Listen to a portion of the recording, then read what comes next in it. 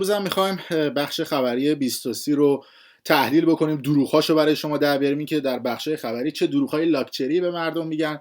تا الان 4 قسمت برنامه ضبط کردیم و دوستانی که این موضوع رو پیگیری میکنن میدونن که مچگیری‌های ما خیلی عجیب غریب هستش و دروغ‌های اینا رو خیلی راحت میتونیم در بیاریم. بخش خبری 23 به عنوان پربیننده‌ترین بخش خبری خیلی راحت روی افکار مردم بازی میکنه، یه سری خبرها رو پوشش میده و پخش میکنه که اصلا مشخصه که پشت پردهش داره چه اتفاقات عجیب و غریبی در صدا و سیما میفته که دوست ندارن که حقایق رو به مردم بگن و اینجا ما تحلیل میکنیم و دروغ‌هاشون رو منتشر میکنیم. قبل از هر چیزی لطفا کانال یوتیوب برنامه پشت پرده رو سابسکرایب کنید. اگه از این افراد و این اخبار خوشتون نمیاد لطفا ویدیو رو لایک کنید که بقیه هم متوجه دروغ‌های کثیف این افراد بشن و حتما ویدیوهای ما رو به اشتراک بذارید. خب آغاز میکنیم بخش خبری 23 امشب.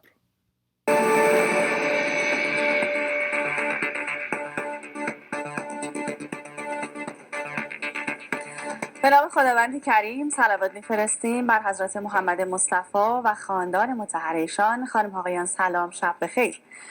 معاون ارزی بانک مرکزی بازداشت شد.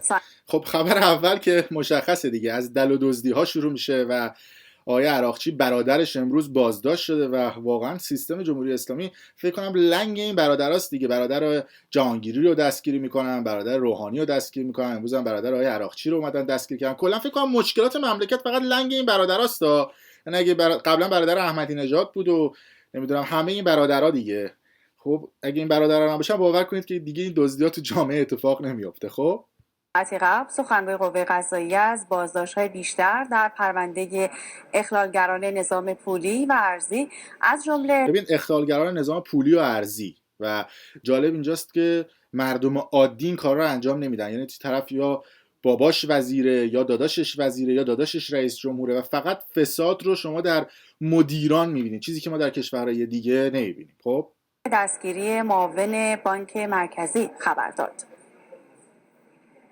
پرونده 3 نفر با صدور کیفرخواست به دادگاه ارسال شد و انشالله امیدوار هستیم که طبق موازین انشالله هر چه زودتر این دادگاهشون برگزار بشه.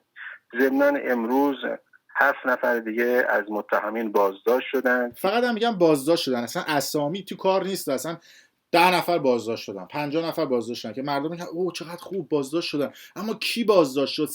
سمتش چی بود؟ چی کار داشت میکرد اصلا؟ یا اگه میخوان اصلا بگن که خیلی هنر بکنن میگن الف ب خ خ پ، از این صحبت ها. خره مردم مثلا خره در نظر میگیرن اینا. خب 1 نفر معاون ارزی بانک مرکزی که البته اخیراً نقل شد که ایشون رو کنار گذاشتم، و یکی از کارمندان اداری یکی از معاونت‌های ریاست جمهوری، 4 نفر از دلالان ارزی که خرید و فروش غیر مجاز ارز داشتند و همچنین یک صرافی که اون هم در این زمینه تخلفاتی داشته که تحت تعقیب قرار گرفتن. و یعنی چون صراف دستگیر کردن شما مطمئن باشید در روزهای آینده قیمت ارز یک روز کاهش پیدا میکنه بعد دوباره افزایش پیدا میکنه. شما از پس فردا شاهد این باشید که قیمت طلا و ارز بالا بره، فردا میاد پایین. یعنی این تحلیلی هستش که 23 همیشه وقتی انجام میده و خبری که انجام میده اتفاق خواهد افتاد که فردا ارز میاد پایین، از 2 روز آینده قیمت ارز میکشه بالا. خب تفهیم اتهام روانه زندان شدن. و نکته دیگه هم این که توجه بکنید همیشه اختلالگران ارزی و روز شنبه یا یک شنبه دستگیر میکنن، معمولا شنبه دستگیر میکنن. چرا؟ بعد نگاه میکنیم این یک شنبه قیمت ارز و دلار میاد پایین. علتش دستگیری این افراد نیست، علتش این هستش که روزهای شنبه و یک شنبه بازارهای جهانی تعطیل هستند. در اروپا و در امریکا شنبه و یک شنبه تعطیله، به خاطر همین قیمت ارز اتوماتیک، قیمت طلا اتوماتیک یا ثابته یا پایین میاد. پس ربطی به این دلالا نداره و اینها دلالهای اصلی نیستن. دیروزم گفتم که دلالهای اصلی خودشون توی سیستم الان در حال حاضر سمت دارن و مطمئن باشید کسی که تو کار دلالیه خب قطعا وصله و کسی هم که وصله قطعا دستگیر نمیشه. ارزاندام بسته جدید ارزی از بهارستان تا پاستور، مجلسی ها اولین جلسه این هفتهشون رو پشت درهای بسته برگزار و 2 ساعتی دور از چشم رسانه ها اوضاع اقتصادی رو بررسی کردن. نه عزیزم، دور از چشم رسانه ها این بوده که اینها نمیخواستن مردم از دل و دزدی هاشون باخبر بشن، نفهمن که داره چه مصوبه‌های در مجلس انجام میشه و همیشه اگر جلسه در مجلس پشت درهای بسته انجام شد، شما بدونید که بعدها در روزهای آینده یه رانت یا اختلاسی میخواد بالا بیاد، وگرنه چه لزومی داره مجلس بخواد پشت درهای بسته انجام بشه؟ در همه جای دنیا مردم عادی حق اینو دارن که در مجلس برن و نظارت بکنن بر کار نماینده‌های خودشون. فقط در ایرانه که مثلا بعضی وقتا خبرنگار فقط اجازه دارن برن داخل. خب رئیس مجلس از جلسه شورای عالی اقتصادی که رؤسای قوا در اون شرکت میکنن گزارش داد و نماینده ها هم دیدگاه ها و راه حل هاشون رو برای عبور از وضع فعلی اقتصادی ارائه کردن. تازه الان دیدگاه ارائه کردن، یعنی کلا بعد از اینکه یورو و دلار شد 10,000 تومان 12,000 تومان تازه یادشون افتاد که راه حل بگن. خب جنبندی آقای رئیس این بود که کمیسیون‌های تخصصی مجلس ظرف هفته آینده بازم در رابطه با مسائل خودشون، یعنی تخصصی که در وزارتخونه‌های مختلف دارن، ورود پیدا کنن در بحث نظارت به خصوص بر توزیع کالاهای اساسی. کمیسیون‌ها برنامه‌شون رو بیارن برای صحنه‌نشین مجلس و همچنین ارتباطی که با وزرا دارن. ببینید میگه کمیسیون‌ها برنامه‌هاشون رو بیارن. الان چند ماه از سال گذشته، مرداد ماه، 5 ماه گذشته، بعد 5 ماه تازه میگم کمیسیون ها برنامه هاشون رو بیارن. و ببینید چقدر مملکت و این نماینده‌های مجلس رو هوان که بعد 5 ماه تازه میخوام بگن آقا برنامه بیارید. از تو حرفای خودشون میشه دروغاشون رو در آورد. در این زمینه نظارت کافی رو داشته باشن. البته از هیئت رئیسه مجلس هم خبرهایی از جدی‌تر شدن حذف ارز مسافرتی رسید. تصمیم گرفته شده که به نوعی دیگه ارز مسافری که آنچنان داده میشد برای بحث‌های تفریحی. کجا آنچنان داده میشد برای بحث تفریحی؟ آدم‌های عادی و معمولی که نمیتونن تفریح بکنن. یادم مثلا قبلا $100 میدادن، 100 بعدش شد $200. ارز به جای اینکه ببینید مردم رو چقدر راحت گمراه میکنن، به جای اینکه بیان اون ارزای 4200 که میلیارد به وارد کننده ها دادن خیر اونا رو بگیرن، فقط هم و غمشون این هستش که بخوان ارزای مسافرتی رو حذف بکنن، نمیدونم عوارض خروج از کشور رو بالا ببرن. و شما هیچ وقت در مجلس و در جای دیگه نمیبینید که یه سوبسید و یک حمایتی برای مردم انجام بشه و فقط میخوان از مردم بگیرن. به اصطلاح تصمیم گرفتن که این اتفاق دیگه نیفته. بشنوید از بسته ارزی جدید که دیروز کلیاتش در جلسه هماهنگی اقتصادی قوا تایید و امروز هم جزئیاتش در هیئت دولت چکشکاری شد. با نهایی شدن این بسته جدید، رئیس کل جدید بانک مرکزی امشب به گفتگوی ویژه خبری میاد و از جزئیات این بسته جدید ارزی دولت رونمایی میکنه. حالا ببینیم چه رونمایی میخواد بکنه. دروغای اونم براتون در میاریم منتشر میکنه. کارت زرد مجلس به وزیر اقتصاد. بهارستان امروز مهمانی از پاستور هم داشت. وزیر اقتصاد به مجلس اومد تا به سوال نماینده ها پاسخ بده. سوال اول درباره علت اجرا نشدن پروژه ملی طرح جامع مالیاتی بعد از گذشت بیش از 11 سال و نقش شرکت‌های خارجی بود که نماینده ها از توضیحات وزیر قانع نشدند و کرباسیان رو با یک کارت زرد راهی ساختمان باب همایون کردند. اما سوال دوم، یه کارت زرد یعنی چی؟ مثلا کارت زرد هم داده باشن. من یک وایس دارم از آقای رائفی پور، حالا خیلی موافق و مخالفم زیاد داره. وایس رو براتون پلی میکنم، گوش بدید که ایشون راجع به نماینده مجلس چی میگه. مجلس اراده کنه پوست رئیس جمهور میتونه بکنه، درست یا نه؟ 2 سال آخر احمدی نژاد یادتونه چی کار کرد مجلس با دولت احمدی نژاد؟ میگفت وزیر نفتتون که من میگم بعد بذارید. 4 تا آدم معرفی کرده بود، هیچ کدوم از 4 تا نشد. اینی که من میگم صورت حالگیری بود دیگه. الان مجلس حال کرده با دکتر روحانی کاری نداشته باشه، چون برادر لاریجانی باش بسته، کاری نداره باشه. توجه کنید میگفت برادر آقای لاریجانی باش بسته. که من میگم صورت حالگیری بود دیگه. الان مجلس حال کرده با دکتر روحانی کاری نداشته باشه، چون برادر لاریجانی باش بسته، کاری نداره باشه. هیچ اتفاقی. این آقای رائفی پور من شما این اصلا نگفتیم. خب 1/10 این اتفاقات تو دولت احمدی نژاد افتاده، چیکار میکردن؟ با هیچ کدوم اینا والله العظیم کار ندارم. با روحانی احمدی نژاد انصاف داشته باشه چی کار میکرد مجلس؟ 3 بار 4 بار آخوندی داره میره مجلس دوباره اعتماد میگیره. یعنی اتفاق میفته چی میشه؟ یه سوال از فلان وزیر، بعد میگه نمایندگان سوال خود را پس گرفتن. چی شد پس گرفتن؟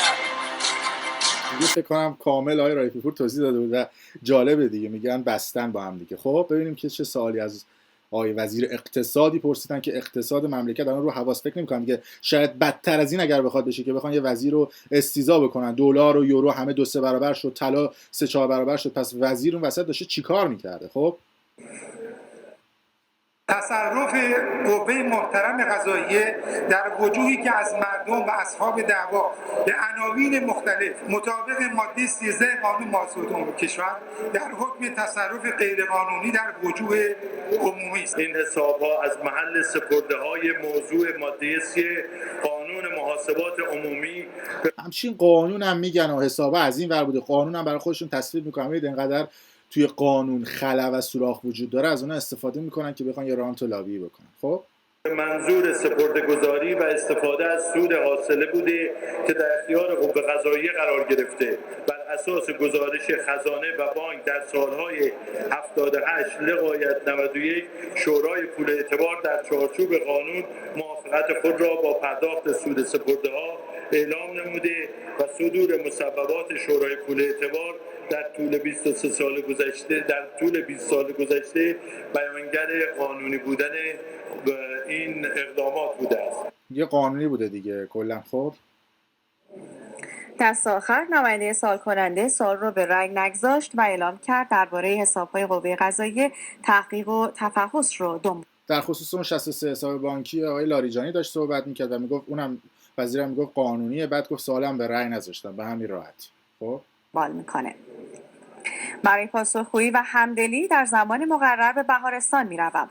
رئیس جمهور در نامه به رئیس مجلس با نامناسب دونستن شرایط و زمان مطرح شدن سوال تعدادی از نمایندگان از رئیس جمهور اعلام کرد برای جلوگیری از اختلاف بین قوا و احترام به مجلس در فرصت مقرر به بهارستان میره و میخواد حالا ماسمالی بکنه. بعد دیدید که گفته بودن روحانی بسته بود دیگه، فردا روز هم میان یه 4 تا خبر میدن ایکس و وای رو گرفتن، یه مقدار دلار رو کاهش میدن که جو جامعه بخوابه، بعد روحانی میره بگه آره این کارو کردم اون کارو کردم. اینا چقدر زرنگه. الان بعد به پاسخ بدی به مردم، الان وضعیت اقتصادی داغونه، شما نفر اول قوه مجریه هستید که دارید آقای روحانی کارهای اجرایی کشور رو انجام میدید. خب سوال وکلای ملت پاسخ میده.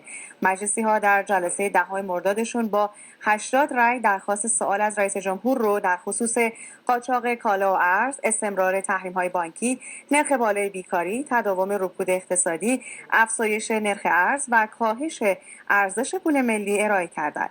طبق این نامه مجلس، رئیس جمهور موظف حداکثر ظرف 1 ماه برای پاسخ به سوالات نمایندگان در صحن علنی بهارستان حاضر بشه. حالا میاد حاضر هم میشه، ببینید چه جوری ماسمالی میکنه. خب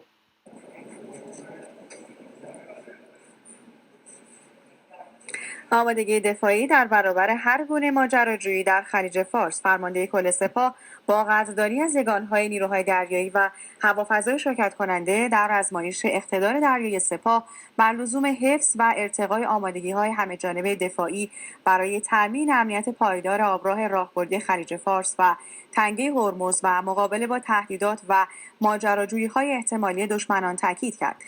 اینم خبری هستش که به هر حال میخوان یه ضربه شست نشون بدن به سایر افراد از جمله امریکا، چون اگه تنگه هرمز بسته بشه، میدونید که امروز همین مستند گذاشتیم که 1/3 تجارت‌های جهانی از طریق تنگه هرمز انجام میشه و اگر این تنگه بسته بشه اصطلاحاً یه سری کشورها از جمله بحرین متاسفانه یا خوشبختانه دیگه نمیتونن صادرات انجام بدن، متاسفانه از این بابت که ممکنه جنگ اتفاق بیفته و خوشبختانه از این بابت که ممکنه که حالا قدرت ایران رو در منطقه بخواد نشون بده، ولی چیزی که اصلش ضررش رو قطعا مردم میبرن چون اگر این جنگ‌ها یا این اتفاقات بیفته. ولی خب اینجوری که صحبت شده یه رزمایش به انجام دادن، خواستن به صورت نمادی تنگه هرمز رو ببندن. حالا نمیدونیم دیگه چه اتفاقاتی قرار بیفته بعدش. خب سخنگوی سپاه این رزمایش با هدف کنترل و مراقبت از امنیت آبراه بین‌المللی و در چارچوب برنامه رزمایش‌های تقویمی سالانه سپاه هفته گذشته با موفقیت در آبهای خلیج فارس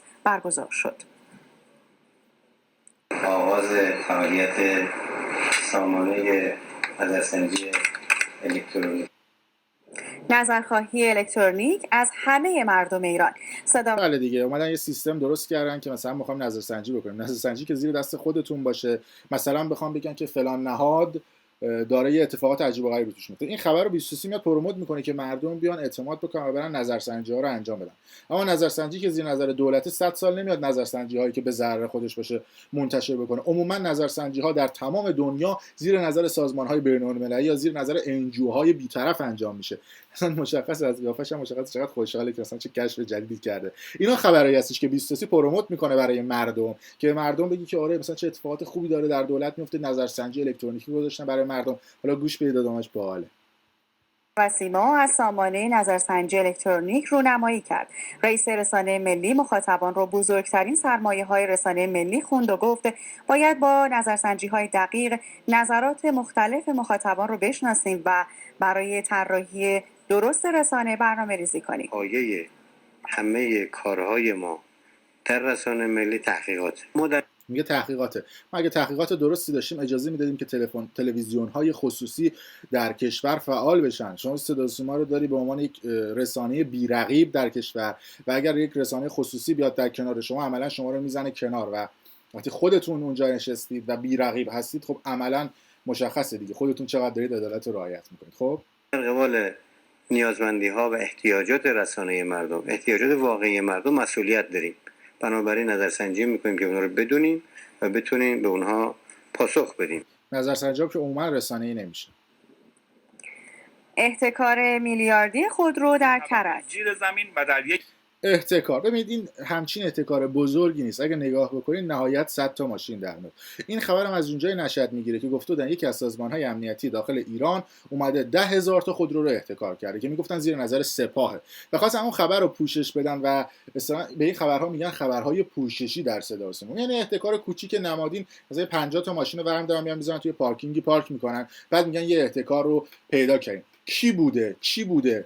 اون شخص کی بوده؟ هیچ وقت رسانه‌ای نمیشه که اون شخصی که احتکار کرده کی بوده، از کجا احتکار کرده، با کدوم رانت این ماشینا رو خریده، هیچ وقت نمیاد گفته بشه. این سری خبرها اصطلاحاً خبرسازی ان.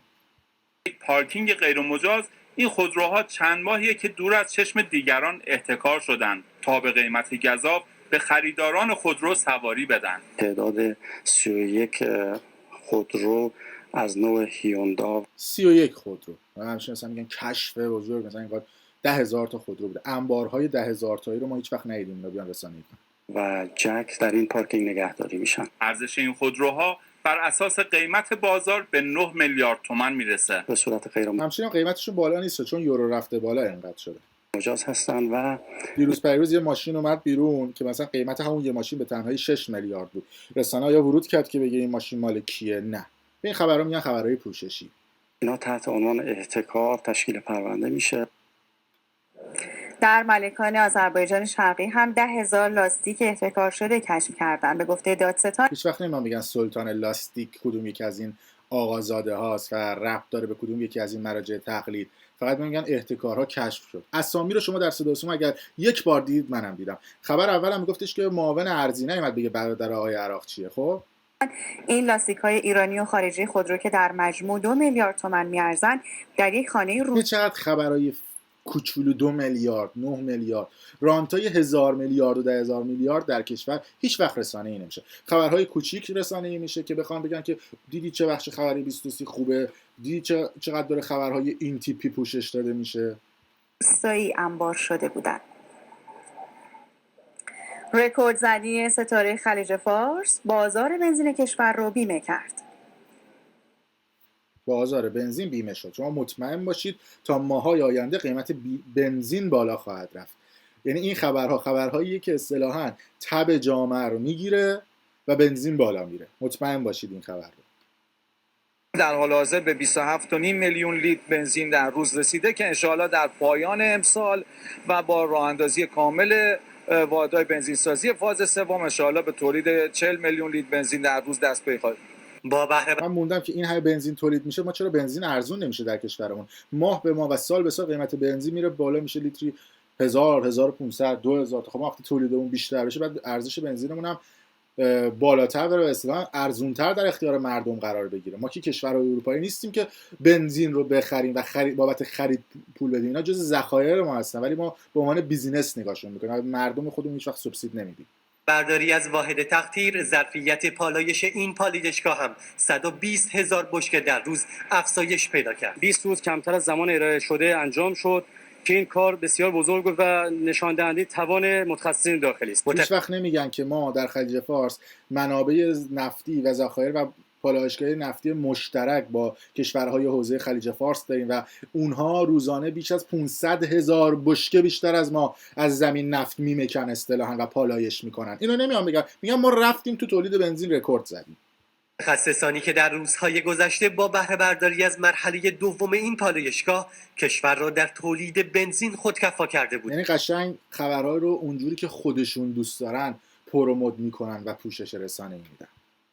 تولید به 93 میلیون لیتر رسیده که اگه با مدت مشابه سال گذشته 6 ماهه اول بخوایم مقایسه بکنیم نزدیک به 50% رشد تولید بنزین داشتیم و این موضوع منتهی شده به این که ما در تولید بنزین خودکفا است. با افزایش تولید بنزین در این پالایشگاه حالا باید در آینده این نزدیک در انتظار صادرات این محصول هم باشیم. به چالش کشیدن ادعاهای حقوق بشری آمریکا و غرب در همایش بزرگداشت روز حقوق بشر اسلامی و کرامت انسانی، رئیس دستگاه قضا در جمع اندیشمندان حقوق بشر یعنی یه همایشی برگزار میکنن که 2 ریال نمیارزه. این همایش چه سودی برای مردم داره که 1 میلیارد 2 میلیارد بابت این همایش‌ها خرج میشه؟ اگر این همایش‌ها و هزینه همایش‌ها رو کارخونه بزنن به خدا مردم بیشتر راضی‌ان. بعد میانن تو صدا و سیما این رو رسانه‌ای میکنن که فرض اگه فاکتورش خواستن بدن که نقد بکنن بتونن راحت‌تر نقد بکنن. این سری همایشایی که به اصطلاح ما میگیم شخمیان و 2 ریال نمیارزن برای کشور و مردم. بشری جهان و سفرای خارجی آمریکا و غرب رو متهم کرد به استفاده ابزاری از حقوق بشر. آمریکا غرب رو متهم کرد به استفاده ابزاری از وسایل حقوق بشر. خب به چه درد این مردم میخوره این خبرها یا این همایش‌ها؟ وضعی که امروز مردم یمن دارن جنایات جنگی صورت میگیره، حمله به بیمارستان، حمله به مساجد و آثار باستانی جز جنایات جنگیه. یمن به ما چه؟ من سوال دیگه، نه من، همه مردم میگه آقا یمن به ما چه؟ نمیدونم عراق و سوریه به ما چه؟ آثار جنگیشون. اینا سوالاتی که مردم همیشه تو ذهنشون دست دستم راحت پروموت میکنه. خب کارهایی که جالبه مثلا رئیس قوه قضاییه هم اینو داره میگه، مثلا وزیر امور خارجه همون نمیاد صحبت بکنه. رئیس قوه قضاییه بعد کارهای داخلی مثلا قوه قضاییه و دادگستری رو بخواد بیاد صحبت بکنه. حقوق بشر مثلا بین‌المللی نمیدونم.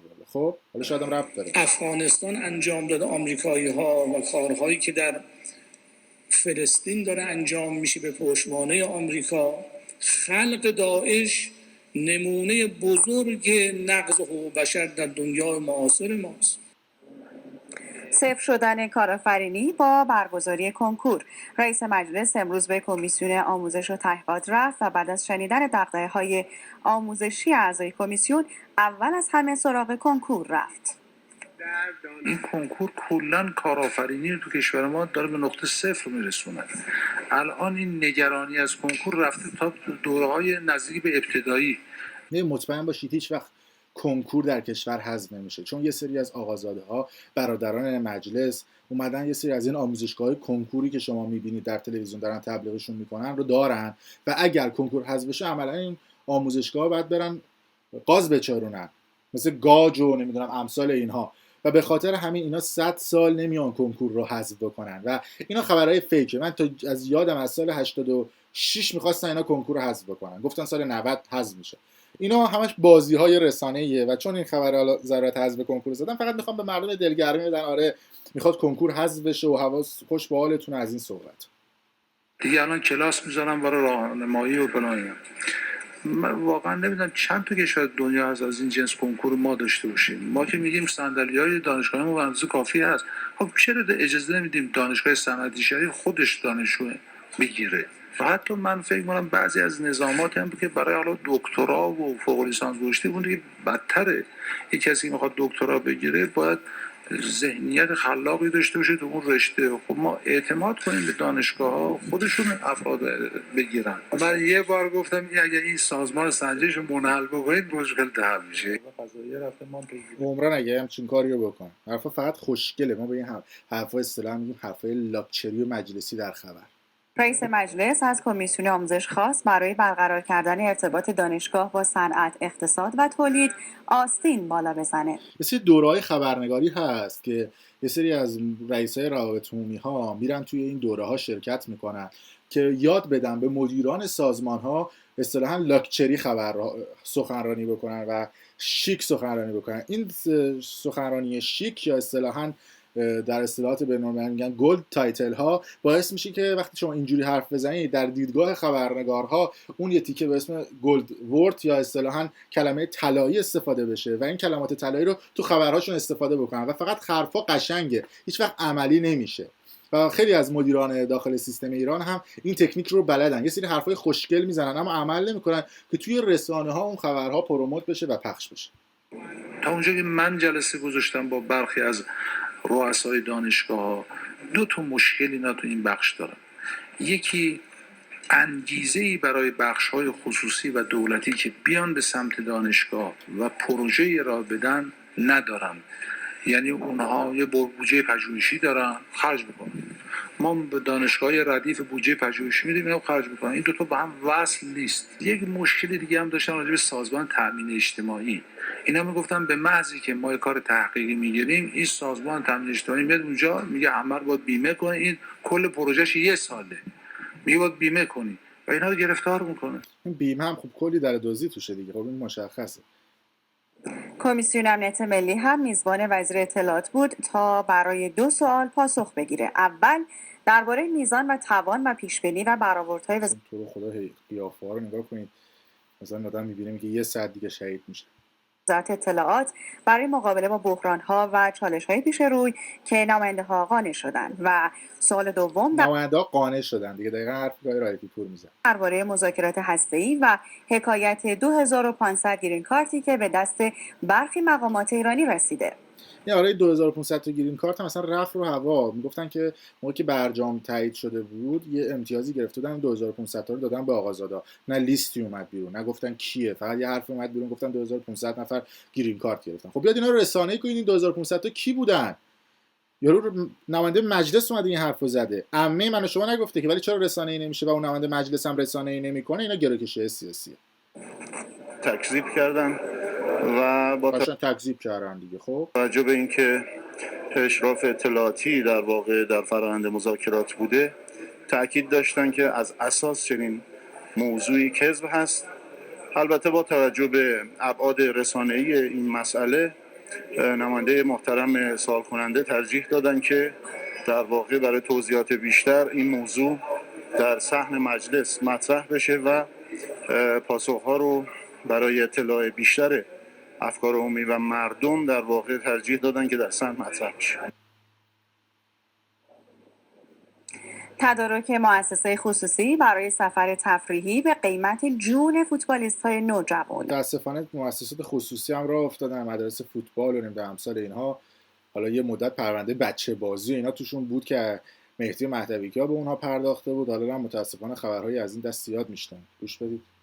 خبر رسیده 32 بازیکن عضو مدرسه فوتبال آرمان کویر به همراه تور گردشگری و به بهانه برگزاری اردو چند روز قبل راهی گرجستان شدند که 2 نفر اونها در اتفاقی تلخ دیروز در تفلیس. سلفی هم خب مشخصه دیگه، اصلا اکثر ببین چه جور انتخاب کردن، پیش کلیساها این سلفی ها رو انتخاب کردن که اینا نماد منفی ها. ببینید از عمد این تصاویر رو رسانه‌ای میکنن که یه موج منفی رو هم بندازن بین مردم. خب شدن. ظاهراً سودجویی از ارزهای مسافرتی هم در این ماجرا بی تاثیر نبوده. همه بریم تو مالزی، فقط هزینه پاسپورت با خودتون. بعد گفتن هزینه پاسپورت با خودتون. خب اینا خانواده هم به نظر من یکم سادگی کردن دیگه. همیشه وقتی پای پول میاد وسط همه متاسفانه گول میخورن و اینها به نظر من عدم آگاهی رسانه‌ایه. خب ولی متاسفانه اتفاقات تلخ هم افتاده برای خانواده خودشون. اینجوری ناراحتن.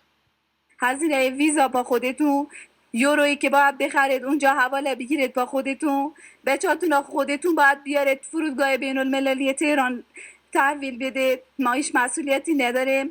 تو فرودگاه تهران 5 نفر همراه بچه‌تون هستن، همه موافقت نکردن، همه مخالفت کردن، گفتن بچه‌ها رو نمیذاریم بیان، گفتن همه رو از تیم خارج میکنیم، همه رو از تیم اخراج میکنیم. و بچه ها را اخفال کردن. سوال اینجاست که اون مؤسسه‌ای که به اینها مجوز داده کی بوده که اینا بتونن سفرهای خارجی برن و تورهای خارجی برگزار کنن، بعد برن اونو بیارن رسانه‌ای بکنن. حریف نشده. روز بعد ساعت 11 که شد دیگه هیچ خبری از هیچ کدوم از افراد گروه نداشتیم، حتی 5 تا مربیای بی‌مسئولیتی که باشون رفته بودن. برای این عزیزان بدون مجوز ورزشی و هیچگاه ورزشی نبوده و کلیه سفرهای ورزشی جمهوری اسلامی همینجور که اطلاع دارین دیگه بدون مجوز بوده. خب اون آموزشگاهی که این دانش آموزا رفتن توش ثبت نام کردن تابلو داشته، در داشته، دیوار داشته. خب مردم اعتماد کردن رفتن اونجا دیگه، تو زیرزمین که نرفتن ثبت نام بکنن که ببین بعضی وقتا رانتولابی های اتفاقات تلخ هم رقم میزنن. تصویب شورای برون مرزی وزارت انجام میشه و این عزیزان در قالب تور تفریحی به گرجستان سفر کردن و هیچ اطلاعی هم به اداره کل ورزش جوانان و وزارت ورزش جوانان نداد. بله دیگه متاسفانه به 30 دقیقه رسیدیم. ما همیشه تو مجموعه خبریمون بیشتر از 30 دقیقه بخش خبری 23 رو تحلیل نمی‌کنیم. دروغ‌ها و حالا اتفاقات عجیب غریبش. لطفاً برامون کامنت بذارید، نظر بذارید. یک ایده جدید بوده، اگر تایم برنامه دوست دارید بیشتر بشه بگید بیشترش کنیم و ویدیو رو برای دوستان خودتون به اشتراک بذارید. مرسی.